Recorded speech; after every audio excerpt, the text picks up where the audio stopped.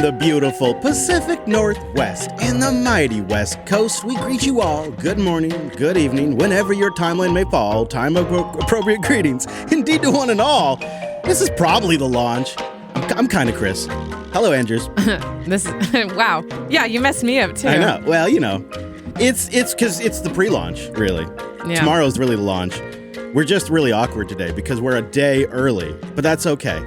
I'll let you know what you need to know to make it a better show for you. Give us a call. It makes it better for all of us. 774-462-5667. 774-462-5667. You can also join us live next week, 11:30 a.m. Pacific, 2:30 p.m. Eastern, 7:30 p.m. UTC at jblive.tv or in your podcasting 2.0 app of choice. And then we come out Wednesday mornings just in time for the actual launch. You can join us in Mumble when we're live. You can leave us a voicemail, all that, and links will be over at weeklylaunch.rocks. Well, Andrews, I don't know what's going on. Are you excited about the Artemis launch? No. Okay. All right. Are you excited about Tulip Festival? No. No, I hate Tulip you know Festival, what? COVID actually. killed it. Yeah. COVID killed it. The traffic for me. kills it for me. Oh, yeah. I just, Yeah, no, I am ready for something. Yeah? You know, it's the last day of March today when we're recording. Tomorrow's April Fool's, isn't it? It is. Oh, I should guard myself. Yeah. Are you preparing for the No. Fools? Okay. No. All right. No. Three strikes and I'm out. I will be dealing with fools, but I hear that. so I hear next that. month though, Mm-hmm. in approximately 4 weeks, Linux Fest Oh. in the Pacific Northwest. Why don't you pull up lfnw.org? All right. LFNW, that's where everybody should be going. .org. Yep. LFNW.org. And right at the top of the bar, it's schedule, blog, policies, order t-shirts. Uh-huh. Go to order t-shirts. I'm going. Bonfire.com, huh? Okay. Yeah, we're And using Bonfire this year. official Linux Fest Northwest merch. The theme, which I take credit for suggesting, is back to root. I like that. Yeah, that is a good theme. Yeah. And How do I find the merch, though? See, I'm here. Now what do I do? What? There's no merch. oh, you know what? You might need to change your browser because it's working for me. Oh, okay. All right. Okay. So you've got some shirts and stuff over here? Yeah. Yeah, now they're loading. Oh, okay, good. Classic tee, pullover hoodie, Mm-hmm. and then tie-dye as well. You know what? It doesn't look tie-dye. Do you like though, this but, platform? You know, I'm not the one that's using it, but the platform, I can already tell that it's better than the platform that I had to use the last couple of years. Yeah, way better. Because I'm thinking for our swags one day, you know? Yep. Yeah. So anyway, This is cool. collect your shirt there. If you order it now and you're planning to come to the fest, you can probably get it in time to wear it to the fest. Yeah. That's what we should be doing. PJ made us some stickers and stuff we could put on shirts, but we just never get it together. Maybe we'll get it together and then we'll have it maybe by the next episode. I doubt it, but you never know. Yeah. But if we don't have something, at least Linux Fest does. Yeah. So and LFNW.org. Linux Fest is a verified nonprofit, and there might be something else along with it, but I have to check before I can announce it. But I will say that the presenter swag and the volunteer swag is on point. Oh, cool. They're very custom and very cool things. So I'm really excited. I will say one of them is like laser inscribed wood cap. What? That is magnetic, and at the bottom is a bottle opener. Like it's just like a coin almost. Yeah. It's so cool. You got to keep track of these vendors so we can come in and sneaky use these one day. So I will talk with the guy that's coordinating that, but I think he made them himself. Whoa, Yeah. cool. Yeah. All right. Well, it's time for me to start my long journey of woodworking. Yeah. So just to be clear, Linux Fest is kind of, come in on Friday the 24th. And then the actual, like, there's some events that day. There's social events on Friday. Social events, Game Den and people like ask a walk, me often a stroll. about that. It's probably one of the number one questions I get is what's going on Friday. Yeah. It's kind of get your bearings, learn the town, and meet people. And there will be multiple events going on, like game sessions, hangouts, stuff like that. And I think the schedule of speaker schedule just got released today. We just had the meeting last night, so check out the schedule. So Saturday and Sunday, the 25th and 26th are the must attend days. Yeah, you don't have to get there Friday, but it might be nice. Get a hotel, sleep. Yeah, wake up in Bellingham, and then just come on over. Yep. Yeah, and then just pop over Friday night after you've checked in. Come over, say hi for a bit. Yep. Sometimes there's some free beer skis running around. Yep. There's a question about if there's any ham radio activity at Linux Fest this year. So Let me see. We just believe there is. got no, they have a booth. Yeah. I'm not sure. Okay. I also saw something on the calendar on the Where schedule. is it? But there will be something. Okay. I'm not sure which one it is, but yes, we do. They have a booth and there will be ham radio there. Well, we shall, boy, is that just 4 weeks away? Yeah. Yeah, it's fast. Oh, we have man. 3 more meetings before we pull it off again. Wow. In 4 weeks, life is going to be very different for me. I'll tell you why.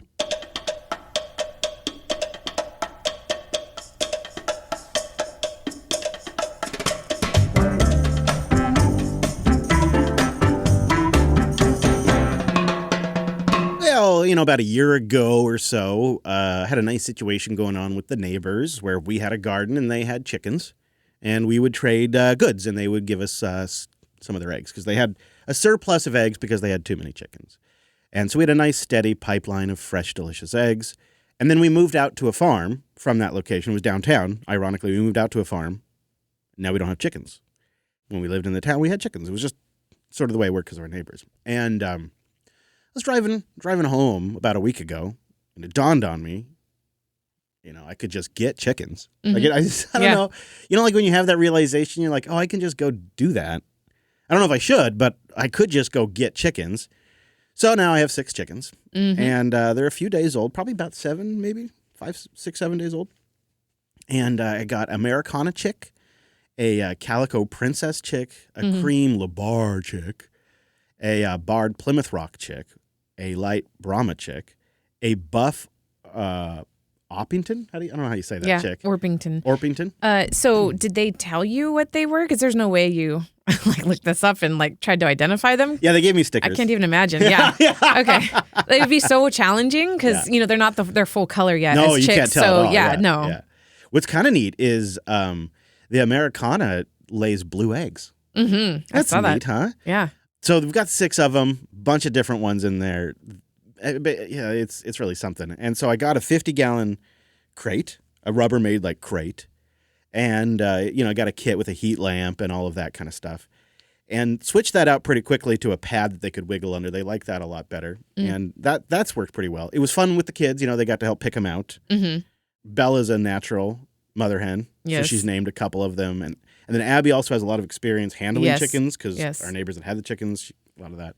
And then it's also funny, when there's an animal that the kids love, all of the gross stuff is no longer a problem. The pooping, they had to wipe their butts because they can get plugged butts. Little chicks can get plugged butts. Wow. And so there's Abby and Bella sitting there holding chicks, wiping their butts. Yeah, no, they FaceTimed me a couple times to show me chicks, and Bella's like, "Oh, I got poop on me."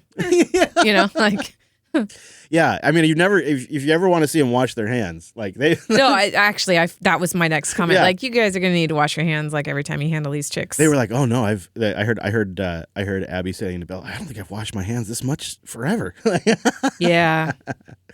So that's pretty fun, and the girls did good with kind of, I guess, introducing them to humans, because when we first got them, it was big scary every time we came around. You get the panic little chirps that they do, and now. A couple of them don't even seem to mind when you pick them up. A couple of them still mind quite a bit, but we're not as scary when we walk up.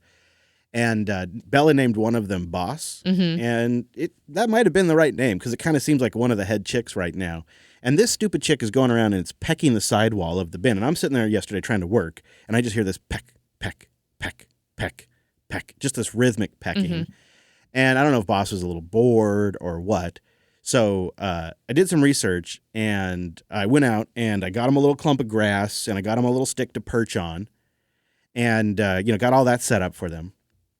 It took about 10 minutes, right? Because this grass is very scary at first. Yeah, right. And then one of them kind of checks it out and pecks at it a few times, and another one kind of comes out and checks and pecks at it, and then pretty soon, boom, they all love it. It's all great, and they just go for it. So it's been pretty fun. Raising chickens, I think I describe it so far as raising an AI agent. It's been very similar to building up an AI agent. Wow, that would have been a good segue, but I see you have a lot more to talk about with chickens. No, I'm almost done, actually. It's just all notes. They're dumb, right? AI agents are also dumb, but they have some basic capabilities, and they just need some guardrails so they don't hurt themselves and they know kind of what to do. like an agent, the chicks have skills, but they don't always know to access those skills. Like, for example, the dummies don't even know how to drink water properly. You got to take them and you got to dip their little beaks in the water. Oh my gosh. So they know that's where to go because there's no mama there, no mama agent to show the agent how to do it. So you got to dunk their little beaks and show them stuff like that. But then once you show them the skill, they're pretty good at repeating it over and over again. And then each day they kind of learn a new thing. And then sometimes you have to go in and do a little course correction and help them do it a little bit better. Like, here's an example. So boss was pecking at the sidewall, right? Very distracting, had to stop it. So I put the grass in there. But when I put the grass in there, I realized I had started a series of events that needed some infrastructure built around it. It's a process, just like with an agent. When you want to go do something, you often realize there's a bit of an infrastructure that AI agent needs first. So the first thing you got to do is once you deploy the grass, you now need to give them a source of grit so they can digest that grass and the other things that they're going to be eating. So that means I needed a little bit of fine sand. So I set out on the farm to find the sand.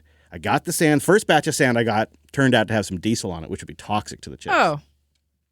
So I'm glad I discovered that. So I discarded the toxic diesel. Wait, did you smell it? Yeah. I was doing this thing, smelling the dirt. Sand. Yeah. Okay. Like an idiot. So I tossed that diesel garbage and I go out and I find a new pile of fresh sand and I kind of dig from the middle of it, fill up a bowl, bring it back, spread it out on a pan, bake it at 250 degrees for 25 minutes so that way I can kill any kind of bacteria. Then once it cools, you deploy it in the, I guess what you could call the agent sandbox. You deploy it in the agent sandbox in two little areas so that way they can then access the sand as needed. And then they utilize the sand on demand from pecking at it to playing in it. And they can go about now eating with their sand and everything's just fine. But you have to build a little bit of infrastructure for them each time. And then they're just on their own. So far it's been a lot like raising AI agents. I've also discovered, which probably doesn't surprise you at all, there's an entire genre of chicken YouTubers. Oh, yeah. And this is an area where gals in their 50s really shine. Wow. They dominate. They dominate I the still sector. have a couple years before that. Yeah, well, so. there's some gals in their 40s too. Oh, okay. But check out Becky. Becky is so great. I'll link her in the show notes here. And Becky just has great tips. Today, I want to show you how I mix up my homemade chicken feed so your chickens will lay lots of eggs. Let's go. Okay. Yeah. Welcome to Becky's Homestead. Yeah. I mean, is it the most wholesome thing That's ever? hilarious. Or what? Good for her. It's so great. And that 2.5 million views. Oh, on wow. that video. Wow. I know. We're in the wrong business. I'll link a couple in there, then you've also got like how to do it.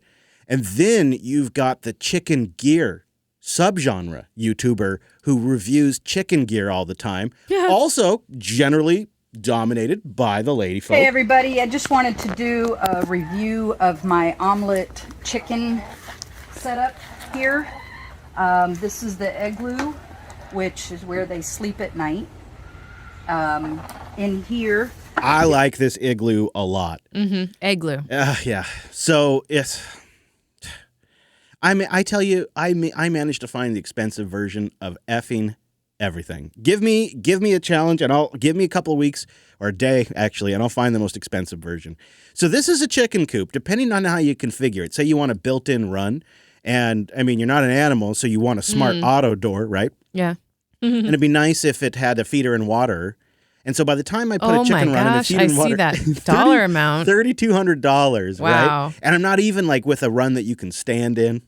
You're not even going to save that much on eggs in your lifetime. I know. So obviously I'm not going this route, but of course there's like this omelet company has all this high-end tech, some of which works with Home Assistant for automatic door openers, automatic waters and feeders. And the automatic feeder I might do once it's available because this is really a rodent deterrent if you can shut this thing off and open it. Yeah. And control it from Home Assistant. And it's got 6 months of battery life. Wow. But that alone, $229. Mm-hmm. So yeah. So I'm in the stage now where I've got them in a bin, and we're actually going to upgrade because they're already getting too big. So they're in the RV. Yeah. So we've disassembled the dinette, and now this coop is going to be in the dinette space for about another week, or maybe 2, while they continue to grow.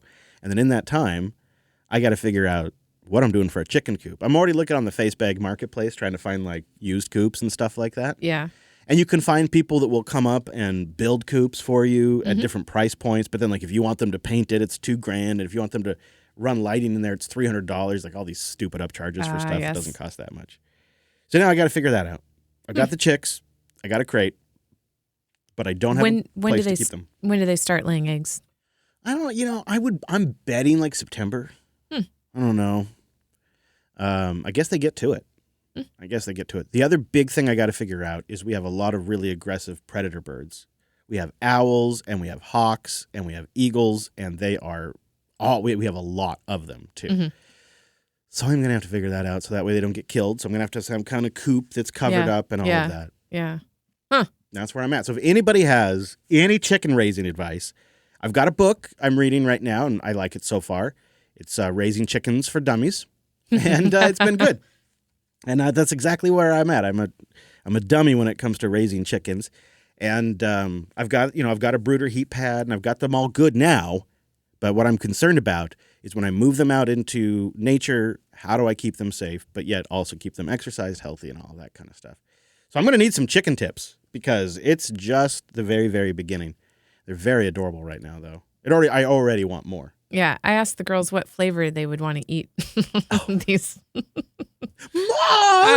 No, they didn't. They were unfazed. Oh, yeah. I can't surprise them with that anymore. Yeah, that's what happens once they become teenagers. That's what happens.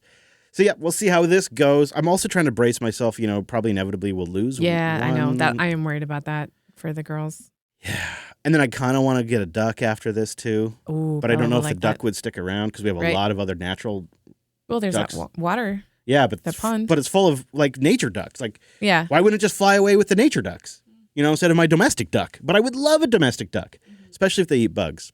So I need the bird tips. Let me know. Send us a boost here on the old show.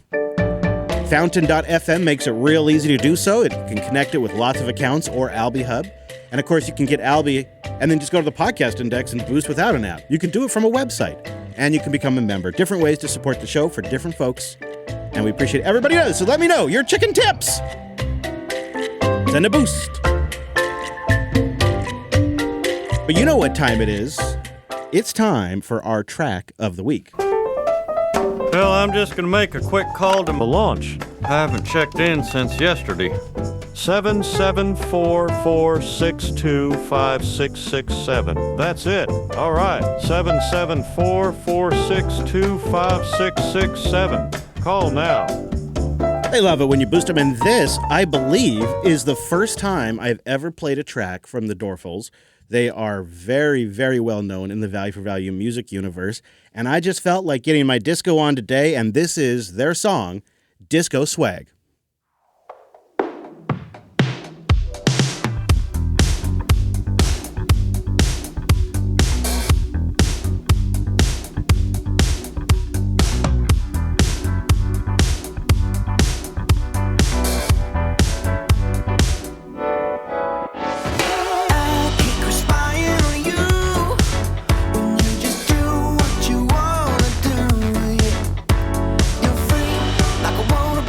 Got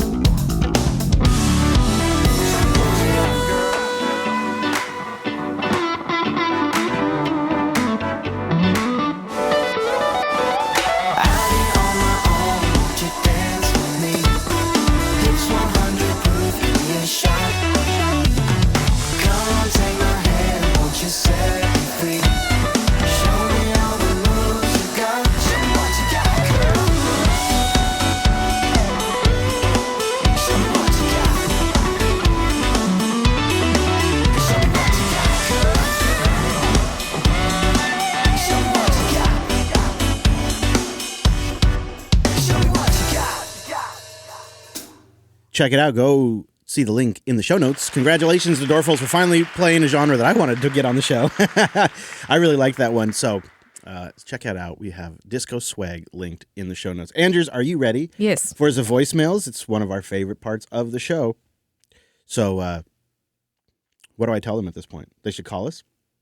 Give us a call. I forget the number. I was trying to remember the number. 774-462-5667. Hey, look at you. Good job. Yeah. I don't have to look it up. I got it by like episode 12 or something. Right. You played the Hank Hill thing right before. I know. That's why I was like, I'm surprised I can't remember it. Okay. So we have 4 voicemails this week. It's not a huge list, but we got some good ones. And Aaron kicks us off with our first voicemail. Where is Aaron right now? Hi, this is Aaron Aaron from San Antonio, Texas. So 2 things. Okay. 1, Bradley won't pin his tabs is now stuck in my head for the rest of the day. Thank you very much. But 2, I'm calling from the Linux Unplugged show, and you were asking about self-hosted apps that I guess use the most, like the most, whatever. I'm sure it's the popular answer, but Home Assistant is the one I like the most. Yes, sir. But aside from that, probably Pi-hole or Dashie is a dashboard I use. I self-host a lot of stuff, and I like a lot of it, so yeah. But those are probably the top 3. Anyway, love the show, guys. Good call on Home Assistant. I gotta look at Dashie more. Thank you, Aaron. Appreciate that. Bearded Zero called in next. Take it away, Bearded Zero. Welcome to Bidets with Bearded Zero. Today we'll be discussing the self-cleaning feature of your bidet. Oh. Not all models support this feature. Well, I want that. Refer to your user manual, just in case. This feature pre-cleans the nozzle.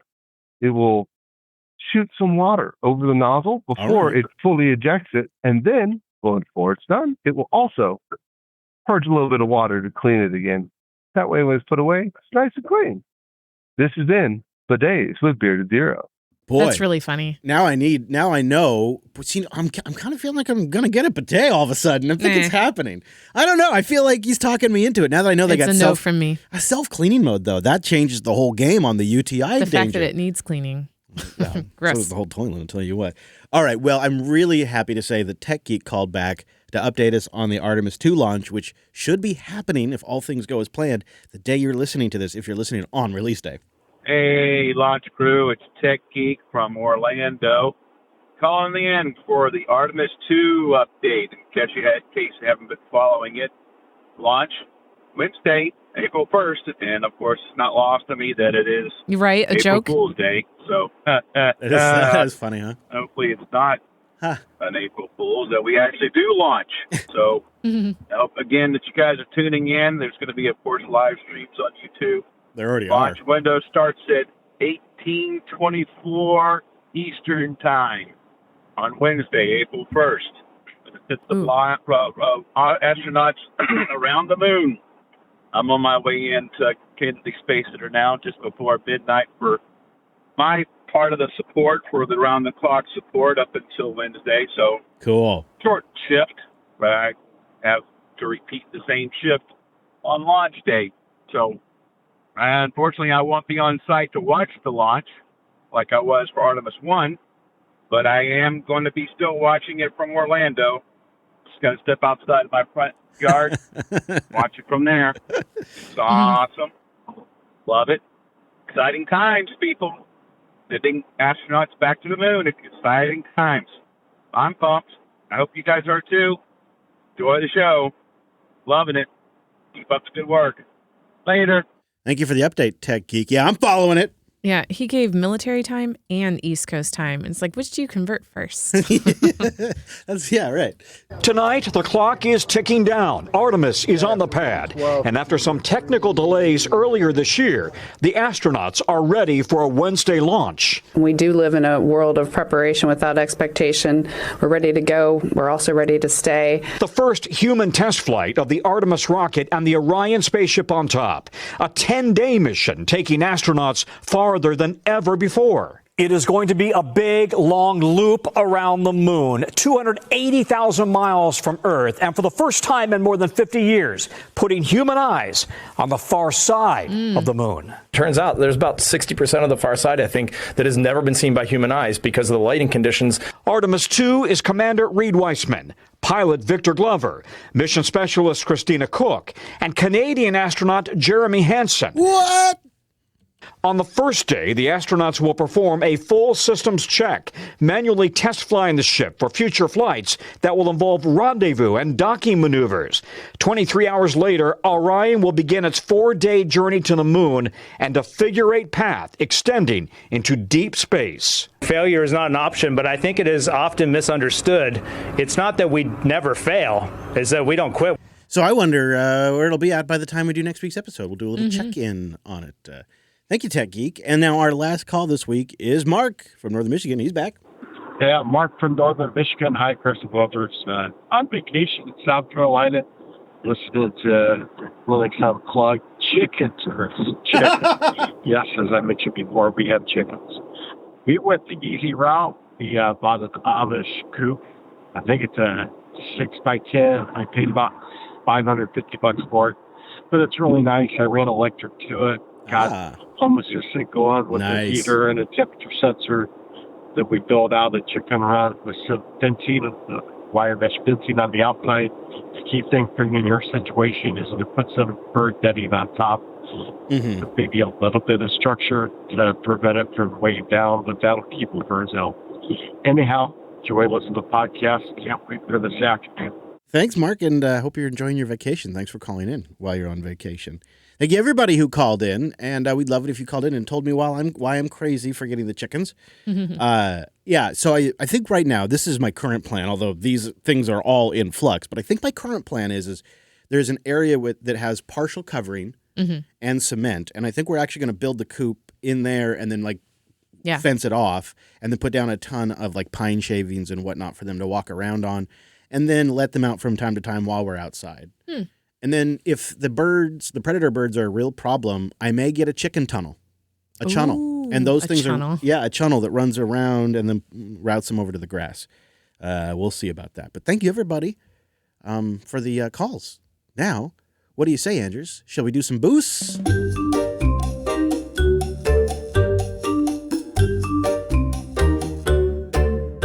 Podbun is our first booster this week who came in with a row of ducks. That's 2,222 sats. And Podbun says, if I don't forget, I'll put toilet paper on my list, but when we have 3 or 4 rolls left, gives me a couple of days to get to the shop. You know what I've been doing?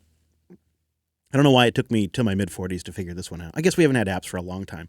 But I'm just running a rolling list in the Fred Meyers app now of stuff. So when I think of it, I just add it. But Swanky. Fred Meyer, huh? Well, because they have an API. Okay. And so what I actually do is I tell my agent Lore to add it to my shopping cart, and then Lore uses the API to add it to my shopping cart. But then when I open the app, it's all right there, and I just press the order button. So it's really been sweet. So for example, we ran out of ketchup, right? So I'm just as I realized it, I just sent a telegram. That's a Costco item. I know. But this is mostly for when Dia was traveling. I see. I had to feed myself for a week. Yeah. Oh, I hated it. I hated it. So the agent work made it a lot easier. Nice. Thank you, Podbun. Good idea on pre-ordering there. Mick Zip came in with 12362 sats. I think that's like a row of ducks mixed in there with a few things. So, the hell was that? We'll go with that. One. And I like this. I don't have a song for this. No, yeah. If with that comment, 12362 needs to be boosts with the fur. You're right. That is a 12362 is a boost with the fur. So we need a boots with the fur song, that we can play for 2 seconds and doesn't get us in trouble.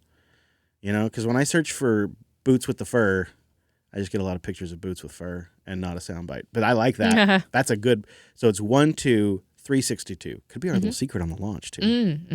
Mayhem's back with a row of ducks.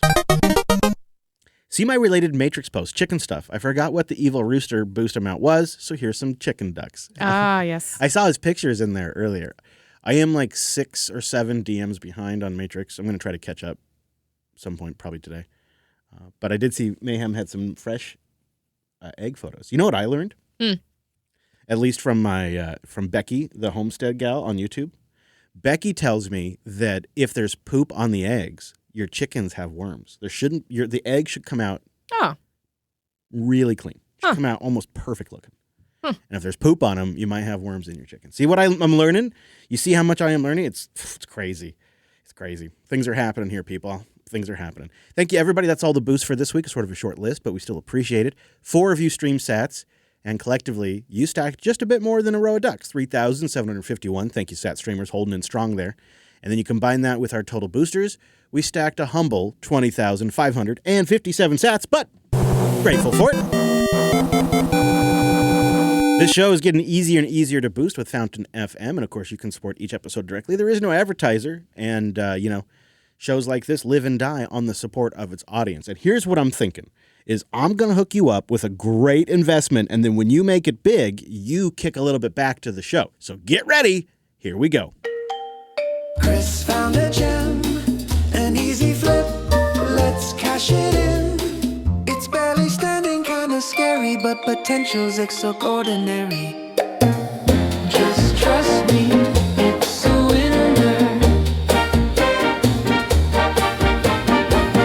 Just trust me, it's a winner. I got something for those that like it big, and I got something for those that like it small. So let's start with maybe something that's even smaller than my RV. I'm calling this one Very Tiny Living in New York. 0 bedrooms, 1 bath, 446 square feet. Wow. And the price of nearly $330,000. It's right in the middle of Long Island. It has an updated bathroom and a very easy to maintain yard because it's a tiny yard. But then here's the weird thing about it. It's got a rather large basement in comparison to the rest of the house, which you just wouldn't expect because it's literally this teensy tiny little place. It looks like a shed. Yeah, it does look like a shed. But it does have, so it has a bathroom, a kitchen, a living room, and dining area. Yeah. On the top. And then below, storage. You could make a bedroom out of that basement. Yeah, storage, basement with a room and a utility closet. So you could totally make that a bedroom. It just doesn't have a closet. I'm not sure why. Oh, maybe it just doesn't qualify as a bedroom. Yeah. Like maybe basement? Maybe. Or you also could just set a sleeper sofa if you're like in your 20s. You could put a sleeper sofa in the living room and just call it good. What do you think of that price, though? $330,000. It's for 400 square feet? Yeah. I don't even understand how it's 400 square feet with that many, rooms. I guess the basement counts. I guess. It doesn't count. So what The I do basement may not sometimes, count. yeah, okay. What I do sometimes in this situation is I kind of zoom out and I look what all the other places around it are going for. And there's a couple of dumps that are going for like 330, but then the other houses are 550, 630, 775. So, maybe it's worth getting in the area. I don't know. But that's the small option. I'm not thrilled about it. This next one, though, this one is perfect if you're stuck in your childhood. If you have a regressive personality, or if your idea of a castle is a child's concept of a toy that gets turned into a, $2 million mansion.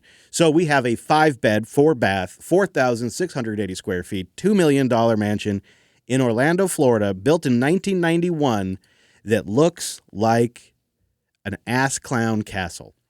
It is bizarre. Gaudy is what I would say. It is gaudy. Like, I like the idea of living in a castle, but not a toy castle? Yeah, not a toy. I was going to say like Lego. Yeah. It does kind of look like Lego. Like, I don't know what they were thinking here, but there is a couple of neat things. So let me set the scene. It's set behind a gated entrance on a 10-acre private lot with an unforgettable entrance. From the moment you arrive, the circular driveway, the turrets, the stone-inspired facade. Facade, thank you. And they've got gargoyles. Yeah. It gives you, they say, a, quote, dramatic sense of arrival. Then inside the home, they have soaring ceilings, statement chandeliers, grand fireplaces, Gothic-inspired windows and doors, and an overlook for the yard. The kitchen's got tons of cabinets. The main floor is exposed wood beams all over the place, big Gothic doors. Guest rooms are kind of chaotic. The bathroom could use a glow-up. Well, it has a glow-up, but I mean, it's just not quite my style. And the backyard's really not messing around. I mean, there's some things like the yard alone is really, I really nice. like the pond. Yeah, yeah. And then they have, nice pond. They have a very good virtual tour of the place. You can actually look around. But it's this bizarre, like... Yeah. Visually, not cool. How do you get rich enough to afford this, but not have the taste? Right. Like, how do you get that rich and not have the taste? It's really something. And $2 million. I saw somebody say online that this house is basically Orlando, Florida in a house. I can't speak to that. I can't. It is a lot more serious inside than the outside. It is, yeah. It's sort of storybook looking on the inside. It just needs a moat, really. I mean, it's storybook looking on the outside, but for different reasons. For a child's storybook. Yeah. It's the funniest thing. When I saw that, it's like $2 million, and I would be kind of embarrassed to have people come over. Yeah. I just something else. But it's huge. You know, if you want 4,680 square feet, it's like one of its rooms is bigger than the other place. So it just depends where you want. You know, I got both. So you buy that, then you flip it. You kick back a little bit here to your old buddies at the launch, right? Now you're rich. We're doing okay. Everybody wins. What could go wrong?